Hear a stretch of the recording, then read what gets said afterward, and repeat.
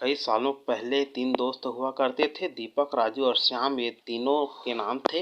दीपक और राजू अच्छे खासे धनवान परिवार से ताल्लुक रखते थे। श्याम बेहद गरीब और साधारण परिवार का था। पैसों के मामले में इतनी असमानताएं होने के बावजूद तीनों की दोस्ती ऐसी थी कि वह एक दूसरे के लिए कुछ भी करने के लिए तैयार हो जाते थे।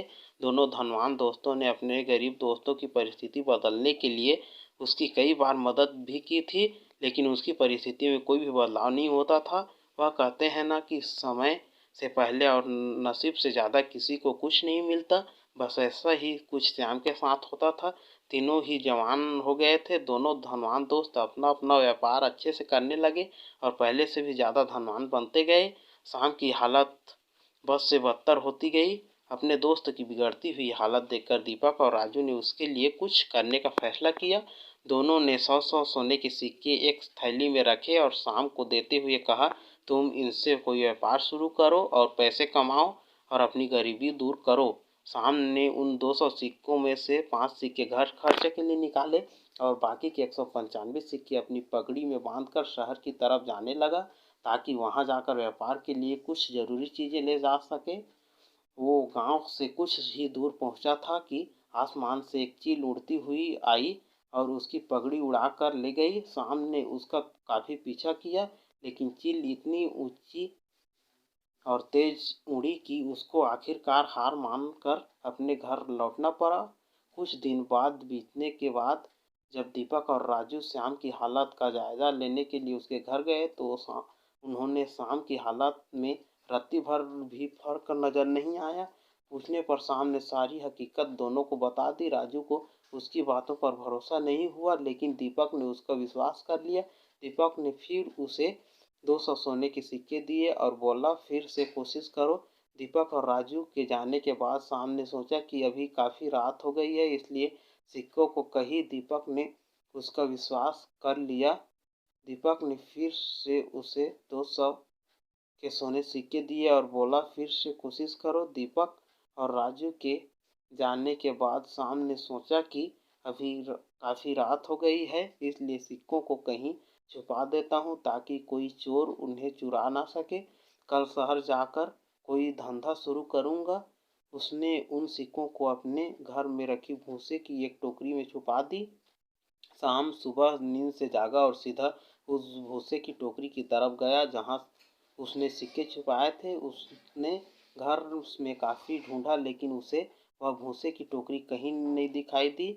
उसने अपनी माँ से पूछा तो माँ ने बताया कि उसे सब्जी खरीदनी थी और घर में पैसे नहीं थे, इसलिए उसने उस भूसे की टोकरी के बदले सब्जी खरीद ली। शाम आखिर करता भी क्या, वह अपनी किस्मत को कोसता रह गया। फिर से कुछ दिनों बाद दीपक और राजू श्याम से मिलने आए, तब भी उन्हें उनकी परिस्थिति बदलती हुई नजर नहीं आई, बल्कि इस बार तो उसकी हालत और ज़्यादा खराब हो गई थी। उसके कपड़े फट चुके थे और घर में कपड़े सिलने के लिए सुई तक नहीं थी। दीपक और राजू ने पूछने से पहले ही श्याम ने अपने साथ घटित हुई घटना के बारे में सब कुछ सच सच दोनों को बता दिया। वह बोला कि तुम लोग मेरी मदद करना छोड़ दो, अब तो मुझे भी लगता है कि मेरी किस्मत में धनवान बनना लिखा ही नहीं है। मेरी वजह से तुम्हारा भी काफ़ी नुकसान होता रहता है।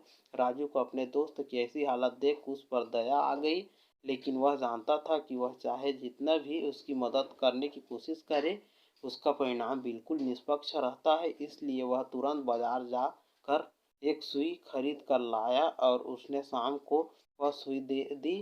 राजू और दीपक के जाने के बाद शाम ने अपनी माँ से कहकर अपने फटे कपड़े सिलवा लिए। उसी रोज उनके पड़ोस में रह रहे मछुआरे की बीवी उनके घर आई और सुई मांगने लगी। वह बोली, मेरे पति को मछलियाँ पकड़ने जाना है, लेकिन हमारा मछली पकड़ने का जाल कई जगह से फट चुका है।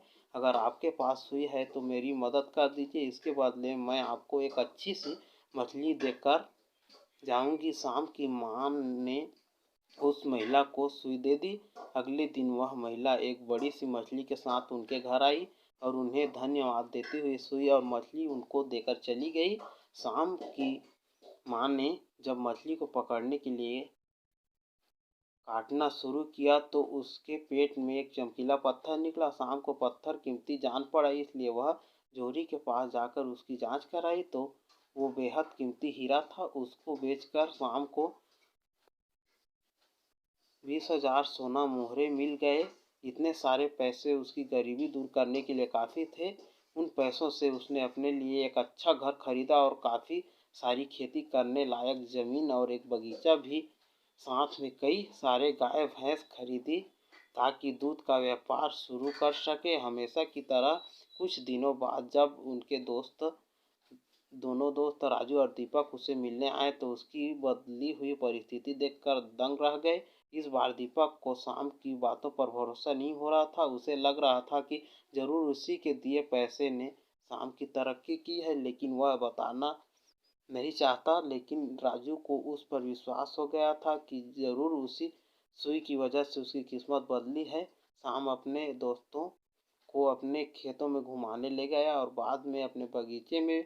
वहाँ पर कुछ बच्चे पहले से एक पेड़ पर चढ़कर फल तोड़ने की कोशिश कर रहे थे। बच्चों ने गलती से वहाँ पर एक पक्षी का घोंसला गिरा दिया जिसमें एक पगड़ी के अंदर 195 सोने के सिक्के वाली वही पोटली थी जिसे कभी एक चील शाम के सिर से ले उड़ी थी।